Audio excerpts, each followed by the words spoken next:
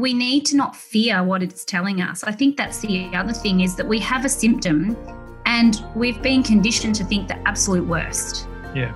You find something, maybe a lump, and it's not to say that you shouldn't.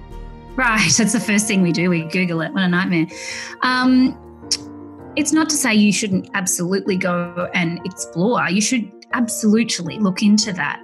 But I think often we fear the worst. So we either put it off or we freak out and we just don't have enough information because we're not taught this. And so there's a big gap in when it comes to our health and it comes to our reproductive health, that a lot of it just over the time has gotten pushed under the carpet because someone decided it was inappropriate for us to talk about.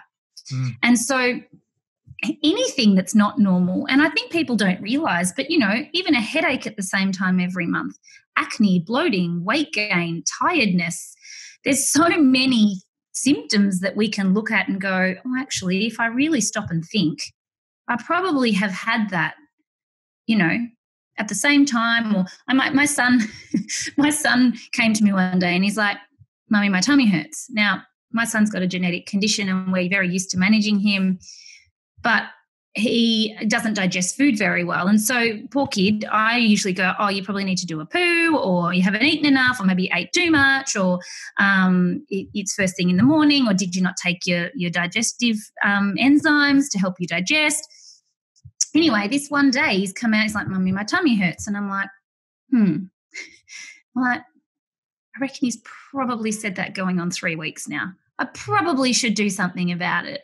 And it turned out that he was severely constipated. Now, there's just one example, but what I'm saying is often we don't stand back, and I'm guilty of it too, stand back and go, oh, hang on, what's actually going on here? You know, do I have a headache because I'm dehydrated, or do I have a headache because at the same time every 2 weeks there seems to be something happening? And it's usually, if you can pinpoint something as being cyclic, you can work out whether it's hormonal or not. And so that's nice, especially as women. Men not so much. But as women, the other funny and mind-blowing thing I think women need to and men need to understand is that throughout a woman's menstrual cycle, so from 1 month to the next, every single day she is different than the day before and the day that's about to come. So you don't know what you're going to get on any given day because it's not the same as yesterday. So if you start to think about that, and there's so many women, once you are aware of this, will relate. They're like, that is so true. Like, I am so not the same on any given day of the month. And that's normal. That's because our hormones are doing all sorts of things throughout those phases. And again, we're just not taught this. It's all put in the one bag. It's mind-blowing, really. But as we said earlier before we started recording, someone decided somewhere that it was inappropriate for us to talk about this information, and have really done a disservice to not just women but men too, I think, because we all have hormones. I think we're more complex as women, and I think if men could understand women as well, that would probably help everyone. Because most of the time men are on the receiving end, but they don't really understand what's really going on. And oftentimes it's like, well, can you help me understand? But then the woman doesn't really understand herself. So it's kind of like you're going around in circles. You're all trying to help one another, but really, and I was just told, oh, she's just PMSing. So just let her be. But like, what are some ways that you can actually help like the woman get through this and be more understanding and just be more educated? I think first and foremost, like I said, start to look at when your signs and symptoms are there. Start to write it down. We forget. We're tremendous at forgetting, you know. Us as women can say, our partners will say, are you due for your period? You're like, no, I just had it last week. And then all of a sudden, oh, there it is. You're like, oh, actually, I've just lost track of time. So I think noting down symptoms becomes the first thing that you really need to start to look at.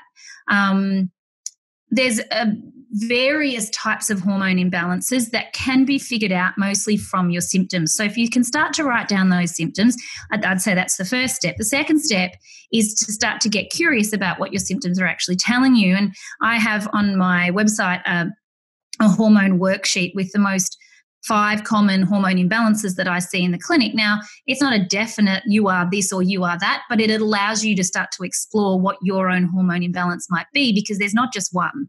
And that's what's hard as well. It's not like I can say, oh, well, actually, if you just go and sort your estrogen out, you'll feel better. Now, often it is estrogen for women in one way or another. And again, a result of our modern lifestyle and high stress levels and exposure to things.